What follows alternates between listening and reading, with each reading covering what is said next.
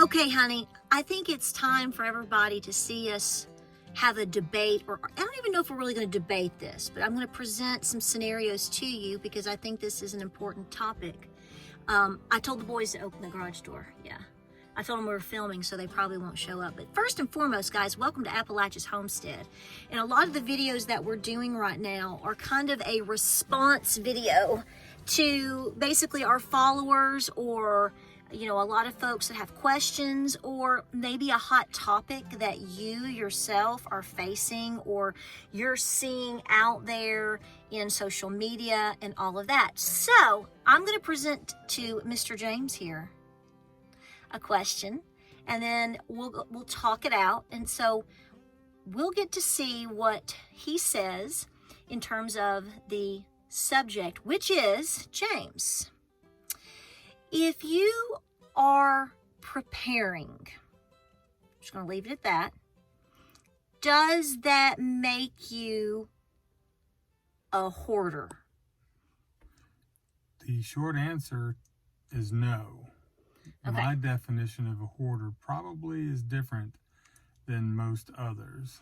Okay, so let's get into the meat and potatoes of this, because this is a very big subject and it's a very broad subject, and you can put it in a lot of different contexts. So therefore, any one person can take that and can say, oh, but yes, it is. And a lot of people can say, oh, but no, it's not. So we sort of need to break that down to kind of be fair to everything. So what we're seeing, I think, at least I have been seeing, you have this whole idea of, if you are trying to encourage people in terms of preparedness, just doing a little extra, being aware of the prices of things, being aware of the volatility of things, being aware, to me, it's like if you've lived in the past 2 years of anything, then, this really shouldn't even be a conversation. You should have your own experiences to know I'm not going to go through the toilet paper debacle again, right?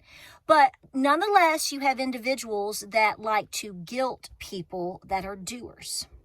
Now, I understand, and this is really the question of you, but I'm trying to make sure I'm being fair with what I'm thinking. So what you have is people like me telling other people out there, here's the prices of things, here are the prices of things going up, here are some concerns or whatever. Please do your due diligence. Don't buy one peanut butter, buy 3. Don't buy one bag of cat food. If you can swing 2, get 2.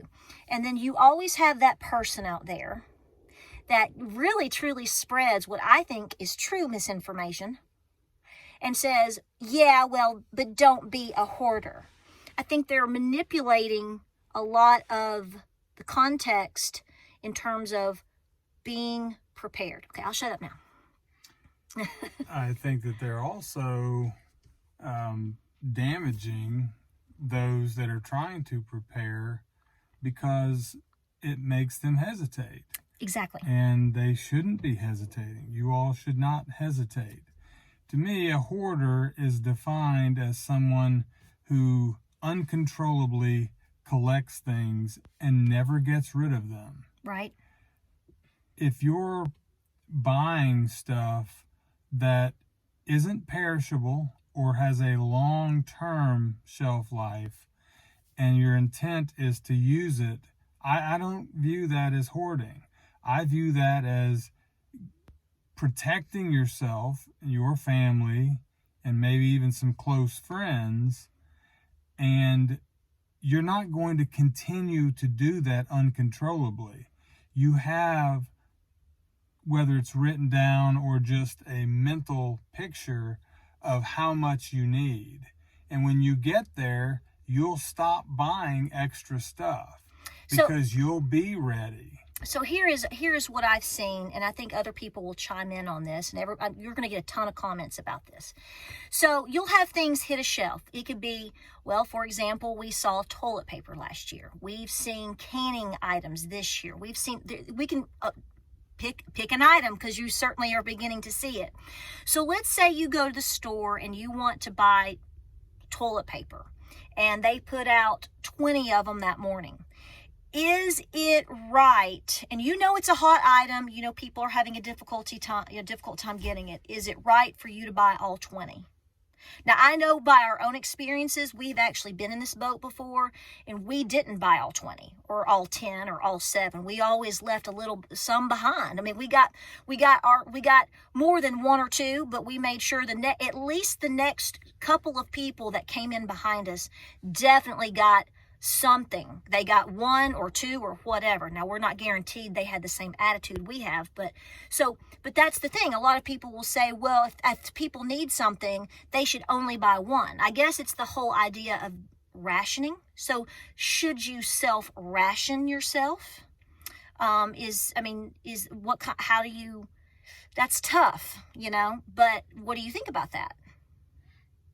I think that sets everybody up for failure, because if you ration, if you go out with the intent of only buying 1 or 2, but you need more than that, then you're deliberately falling short of what your needs are, and you're setting yourself up for failure. So it depends on the item. It depends on the context. I mean, obviously, yes. So obviously, if, for example, I guess it's not fair. If you want to put more toilet paper on the shelf, but you've got a good amount, whatever that is, I don't know. So in that case, instead of buying all 10, just get 3 or 4. But you're saying if it's something you and your family desperately need, then, it's subjective to, is that a bad thing or not? Is that fair? Am I saying that right? I think my philosophy is just simply, you have to do what's right for you and your family. And there are tons of expressions that you've heard your whole life. Early bird gets the worm. Your poor planning doesn't make for my emergency, and on and on and on. If you do what you need to do to take care of you and your own, then it's up to everyone else to do what they need to do to take care of their own. You cannot live your life worried or trying to take care of everyone. You can't do it. It's impossible. Okay, so here's the next part of the conversation. And somebody is going to take me out of context, because that always happens. You see my comments and I get 1,000 great ones, and I've got that one person out there. But see, this is the thing. I think a lot of people, like you said, are trying to guilt others into doing their due diligence. It's like we don't want people to think on their own. We don't want people to sustain on their own. We just can't have these things. It's like suddenly, within recent years, that is such a bad thing. And that is not the premise in which this country was, discovered in terms of in its founding. That is not what we do. So I think in order to strip people of that mindset, you have to start shaming and guilting them that they cannot be more self-reliant. And so therefore, I think you see that this is what I'm saying. This has become a manipulation. Like you said, this is a lifestyle for a lot of people. I would say my Nana, by far. Now, does she have 750,000 packs of toilet paper in her house? I can tell you no. But my Nana has been a survivor in a sense, because she, like I've said before, she basically was born during the Great Depression. The family was poor for so long. They really didn't know anything different. They fought and scraped as adults, she and my Nana, my Papa, to be self-sufficient, and they did a lot of things back in the 50s and 60s and 70s. At our age, they were retired at our age. Everything had been paid off for years, and that's because it was their lifestyle choices. And so I see people pushing back in terms of these people saying, that was a bad thing, that they were constantly trying to pay things off, put money aside, always have things on hand. If things went bad, they could get by. It's the same mindset, and we find less and less of that now. So, but what I also think, James, is I see a lot of people, and you tell me, you've seen my comments, and you know people like I do, like a lot of people that complain, especially when we went through last year, they complained they couldn't find toilet paper or they couldn't do things. I mean, I know people generally, some of these people are driving like Suburbans, nice vehicles, nice things. They live in a nice home, and they didn't have but 1 pack of toilet paper in the house. And so that's my point is I think most people, which is what I was trying to connect my Nan and Papa to in this, was you don't have to be wealthy to be constantly trying to do and be aware. You don't, I always do this. I say things for like 5 minutes and then you say like 3 sentences and sum it up. So what am I saying, baby? Well, I think there's two classes of people that don't prepare. They're the ones that just aren't willing to put in the work. Those are typically the ones that complain the loudest.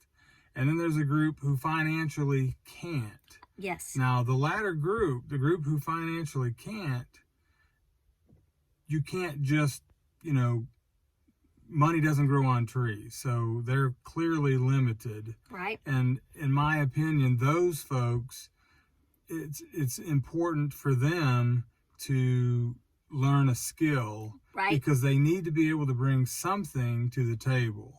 So if they can't bring goods to the table, then maybe they know how to sew, or maybe they know how to fix small machines or engines or whatever. But if they have a skill set and, bad things happen, then they have the ability to barter. And Right. That's how they survive. Because ultimately, this is about survival. Right. And so if you have the means to purchase the goods, then that's the role you play in the bigger picture. If you don't have the means, but you have a skill set, then that's the role you play. See, this is the thing. I have folks that I know I'm going to get these comments. There's folks that a lot of them are, well, no, it's men and women both. They'll say, listen, I live in an apartment. I'm on limited income. Because I have seen this over in recent months. They're like, I'm on limited income. I live in an apartment or a very small home, or I'm a widow or whatever. And I have a set budget every single month. And even I have found a way every month or every 2 weeks, even if it's just getting 1 or 2 of this and 1 or 2 of that. And over time, I have been able to absolutely pack a pantry. So they're like, they'll just sit there and say, there's no excuse here. There's no excuse. There's just no excuse.